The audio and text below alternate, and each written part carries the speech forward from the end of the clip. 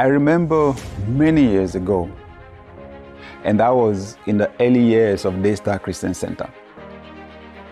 This would be like when Daystar Christian Center was about 2 years, after we started, and I was getting frustrated. I was getting frustrated because there were growth targets that I had set, and we were not meeting the targets. So I went to my mentor, Dr. David Oyedepo. I said to him, "Sir, what do you do when you've done everything you know to do about growing the church and the church refuses to grow?" He said to me, this growth thing is a seasonal thing. That is why it is written in the scriptures, let us not be weary in well-doing, for in due season we shall reap if we faint not. So he said, it's a seasonal thing. When the season comes, he said, the growth will come. He said, as long as the farmer continues to put seeds in the soil, he doesn't have a problem, because it's a matter of season. When the time comes for him to get a harvest, there's a high likelihood he will get the harvest. He said, but if out of frustration, he stops planting the seeds, he said, when the harvest season comes, God will have nothing to multiply for him. So he said, whatever it is you have been doing, continue to do it.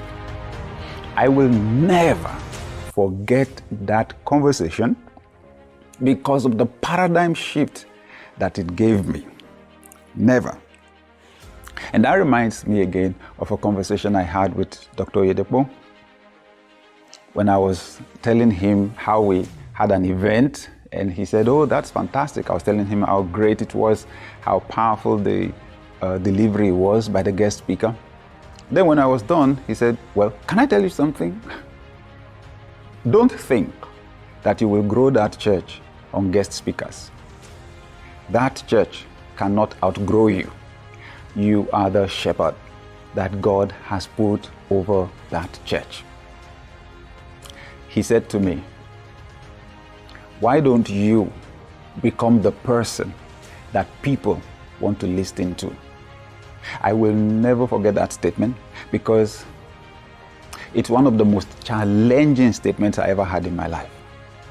Oh yes, you've been hearing of other people, they're powerful speakers, so you want to bring them to your conference, okay, so they'll help you attract a crowd, right? He said, so you. He would not have said that if he didn't know that I had the capacity to do it. He spoke to that potential when things were not happening fast enough.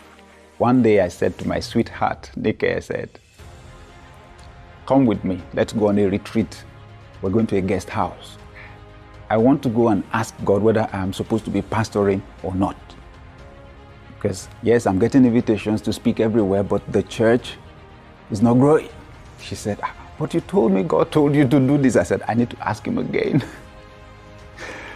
You can imagine what he said. He sent me back on the job, and here we are. So imagine if I gave up on Daystar Christian Center, shut it down 2 years, okay? In just a few weeks, we're going to be 25. Daystar is going to be 25. What if I gave up?